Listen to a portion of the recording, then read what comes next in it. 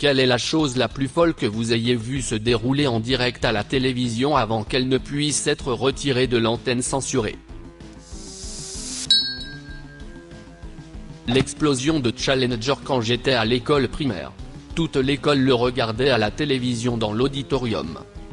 Je vis en Floride et toute ma classe la regardait dehors dans la cour de l'école. J'étais en 3e année. L'instituteur nous a précipités à l'intérieur et nous n'avons pas vraiment compris ce qui se passait. Je le vois encore dans mes rêves de temps en temps. Et maintenant, quand j'emmène mes enfants voir des lancements, il y a toujours ce moment où je retiens mon souffle.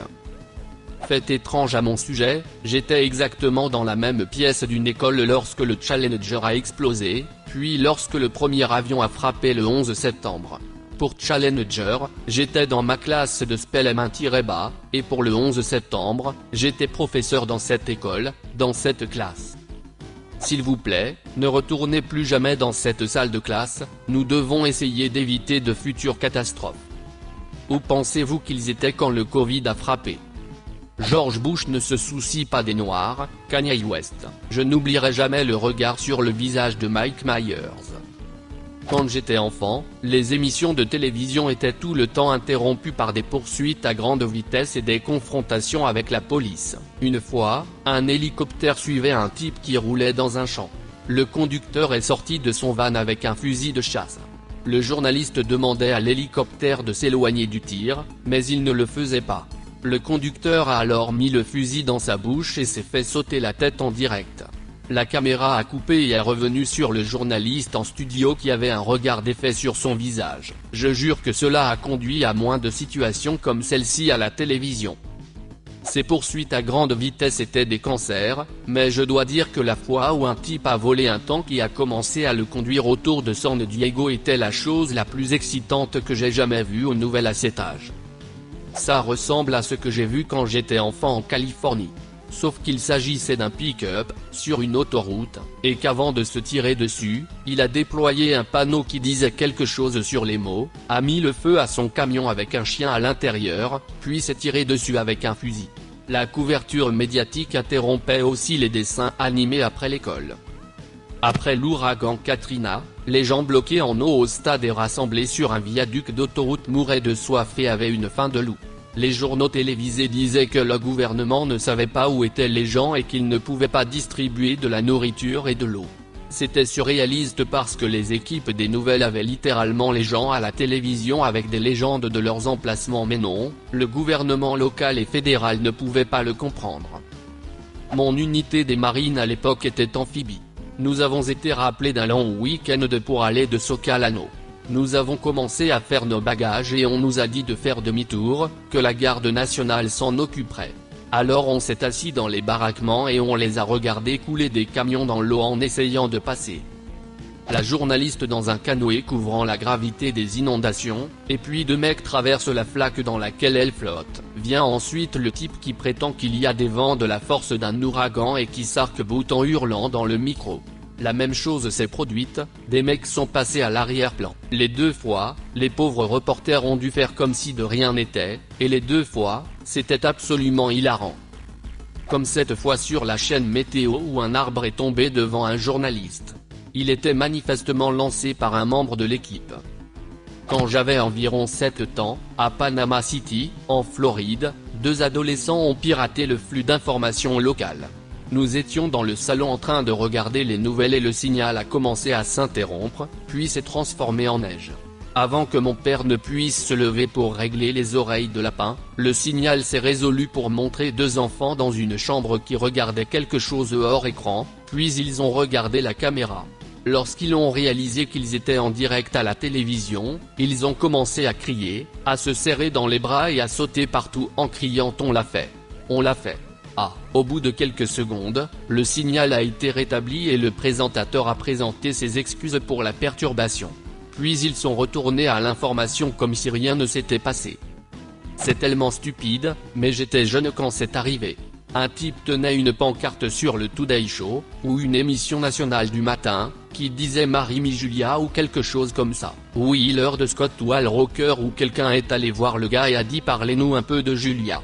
Et le gars a dit non, je préfère épouser Steve et a commencé à embrasser devant la caméra le gars à côté de lui. L'animateur l'a enregistré et a dit oh ou caïi pour la météo. Avant cela, je n'avais jamais entendu parler d'homosexualité, et encore moins vu quelque chose comme ça. Je ne sais pas pourquoi cette image est restée gravée dans ma mémoire, même si elle était assez choquante à l'époque. Les tactiques de choc faisaient partie du mouvement pour les droits des homosexuels à l'époque. Ils devaient exposer le monde au fait que les homosexuels existaient. Aujourd'hui encore, de nombreuses nations arriérées nient l'existence de citoyens homosexuels. Les émeutes de Los Angeles étaient vraiment brutales à regarder à la télévision. Ils essayaient de ne pas montrer de violence graphique, mais parfois ça arrivait.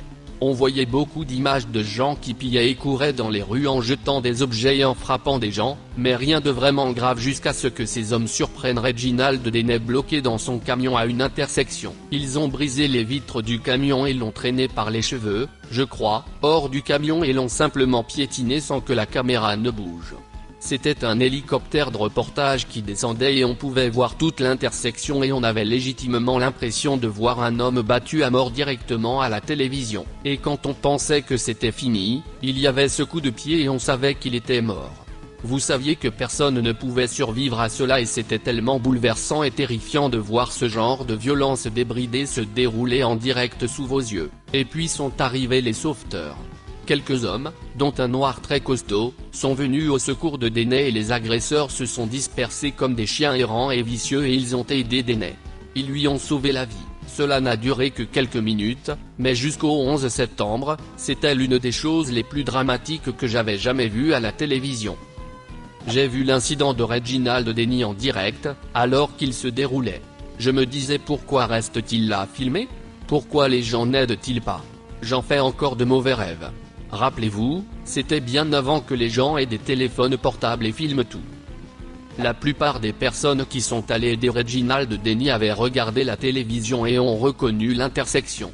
Donc, le direct a peut-être sauvé la vie de Deney. De plus, les journalistes qui ont filmé l'événement étaient dans un hélicoptère. Il serait assez difficile de faire atterrir l'hélicoptère au milieu de la pendant une émeute. Ce n'était pas tant la folie que son impact à la télévision, mais le sein de Janet Jackson était si bizarre. Cela semblait complètement planifié et tout le monde n'était pas sûr de ce qui était censé se passer exactement, mais cela semblait être quelque chose qui n'était pas censé se produire. Tout cela était très déroutant et puis la controverse a commencé à exploser. Je ne l'ai pas vu, mais je me souviens avoir lu tout ce qui concernait la chute mortelle d'Owen Hart en direct à la télévision. Si j'avais regardé, cela aurait facilement été la chose la plus folle que j'ai jamais vue. En même temps que la plus triste et la pire absolue. Mais c'était un match de NHL et un joueur est tombé et son patin a coupé la jugulaire de son adversaire. Le sang a jailli comme un tuyau, tachant la glace, l'envoyant immédiatement au vestiaire et il s'est complètement rétabli. Lorsque j'ai voulu faire des recherches le lendemain, j'ai cliqué sur la première chose sans vérifier et je me suis retrouvé avec mon premier virus informatique. Le médecin de l'équipe s'est précipité, a pénétré dans la blessure et a maintenu l'artère fermée avec ses doigts. Entraîneur de l'équipe, mais il avait été médecin militaire au Vietnam et a pu arrêter l'hémorragie. Imaginez avoir à utiliser ses compétences à nouveau. Je regardais une émission en direct au Texas. Le journaliste disait que, chaque année, la police devait brûler toutes les drogues saisies lors de ces opérations de saisie. Il s'agissait principalement d'énormes piles de marijuana, d'une hauteur d'environ 3 mètres.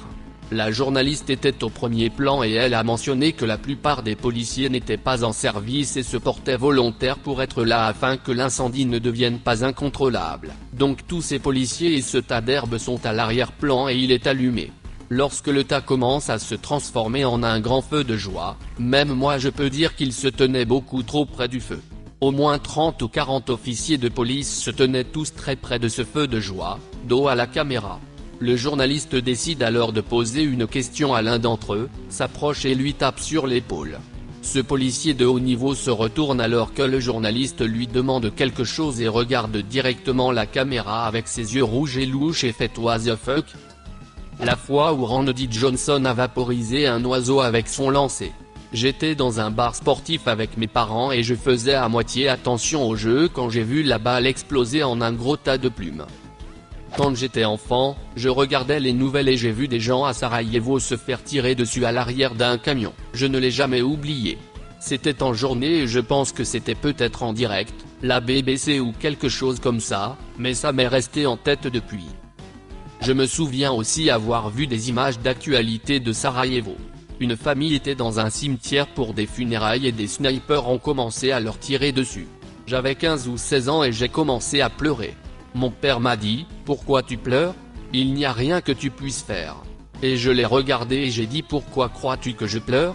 Mais je comprends mieux ce qu'il veut dire maintenant. » Mais toujours cette famille. Je jure que je l'ai déjà vu mais je ne l'ai jamais retrouvé. David Letterman présentait le Tonight Show et il avait une paire de furets sur son bureau. Le gars du zoo parlait d'eux et ils ont paniqué et ont commencé à courir autour de son bureau.